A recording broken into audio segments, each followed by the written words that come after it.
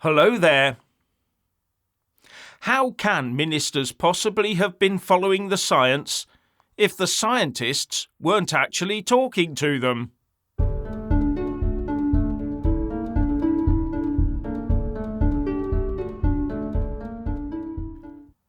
In a stupendous show of joined-up government, it transpires from the Telegraph Hancock files that far from following the science, ministers were following a scientific time lag-driven silence, a time lag of some 3 months.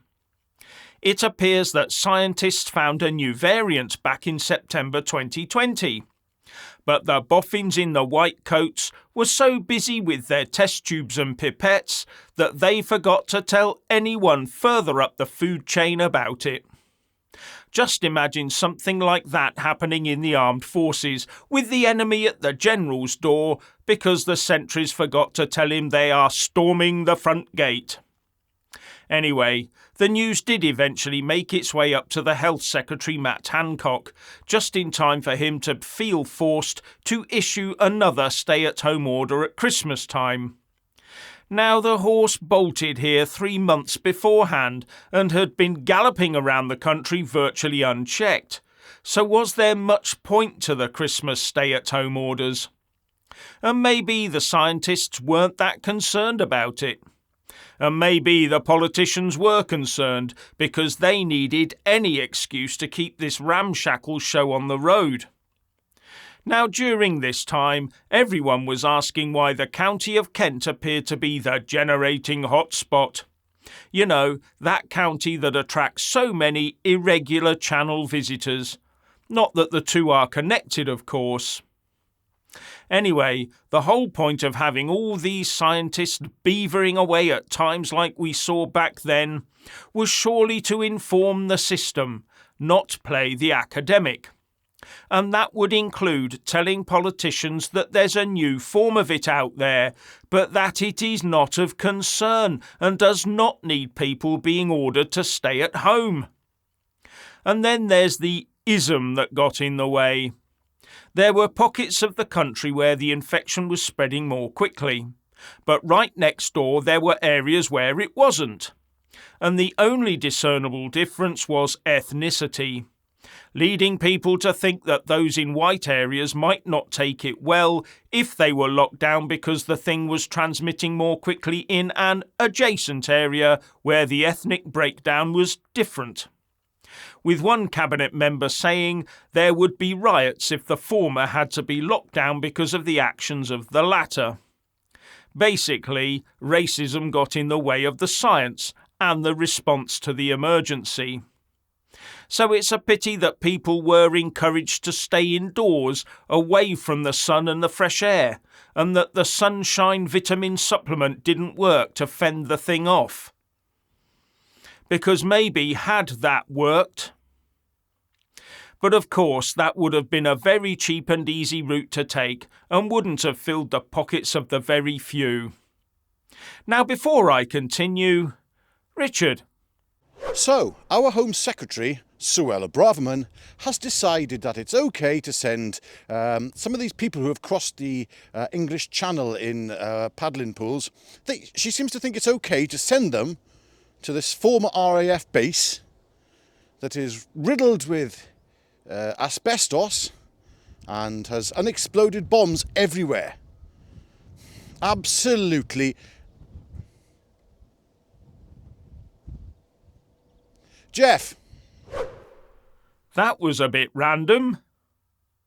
Anyway, since our lives got back to normal after the health emergency, a few people have been beavering away to try and get the government to start looking seriously at the excess number of people leaving us early, some of them very early, that we're now seeing.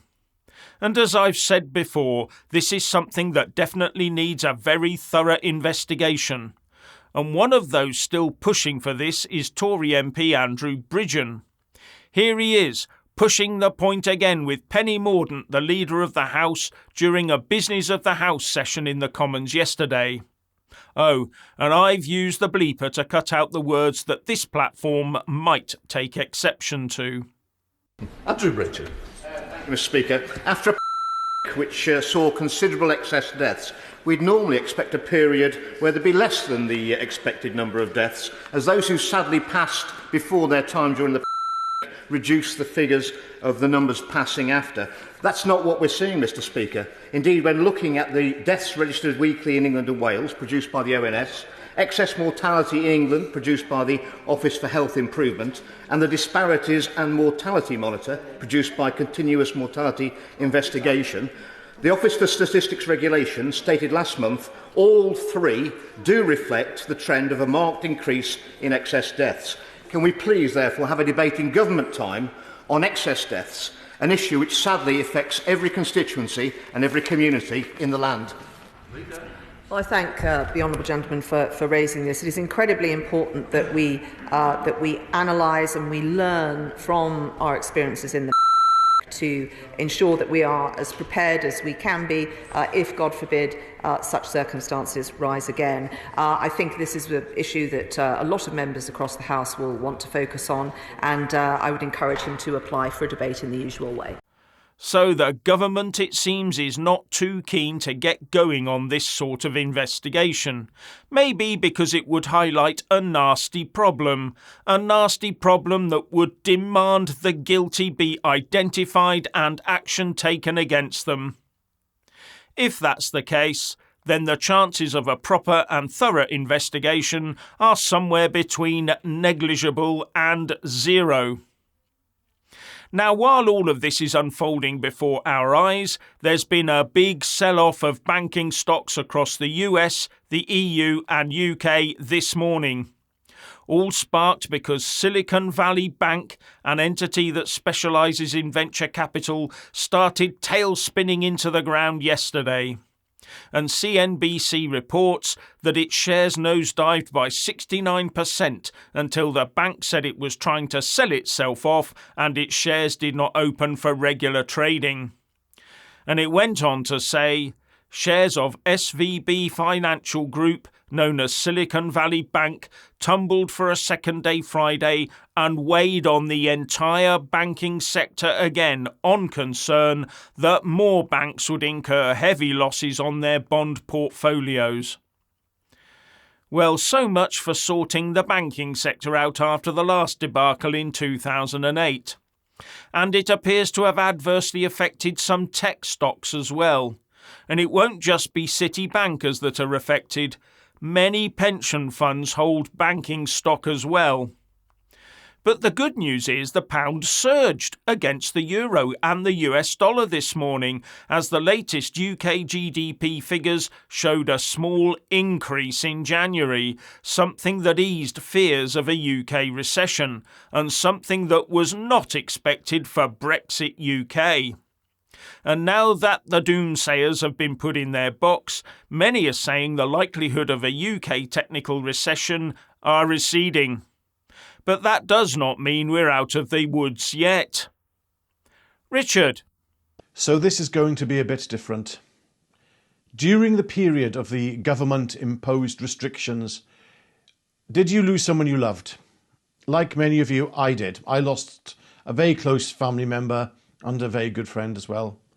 The family member who died did so because of the illness that spread during the global health emergency, and my friend died due to a long struggle he had with his health. I'm sure many of you lost people you loved during this time, and like many of you, we were unable to give them a proper send-off, which in turn I believe has interfered with the grieving process. I genuinely think we are a nation that has not grieved properly.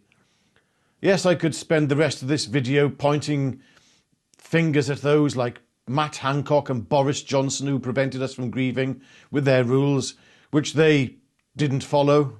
And I am not going to be asking for anyone to forget what has happened and forget what they did, but we need to be aware that many of us are bottling up grief, and that is a separate issue. I don't want to remember those I loved and lost as being bundled in with Matt Hancock and Boris Johnson. I want to remember those I loved for who they were and the good times I shared with them. Don't let those lowlifes who sat in power tarnish your memory of those you loved. So, look, pick a date this year, this summer maybe. Go to the pub on that date, maybe with some friends and family, and celebrate the lives of those we were unable to grieve. Get the tears out, shout, scream, whatever. And I will make one suggestion, and that is dance. I don't care how bad you are at dancing. Just dance the best you can and close your eyes as if they are there with you. If there is anything you want to get out of your system, go ahead in the comment section, let it out. See you back here tomorrow at 5:45.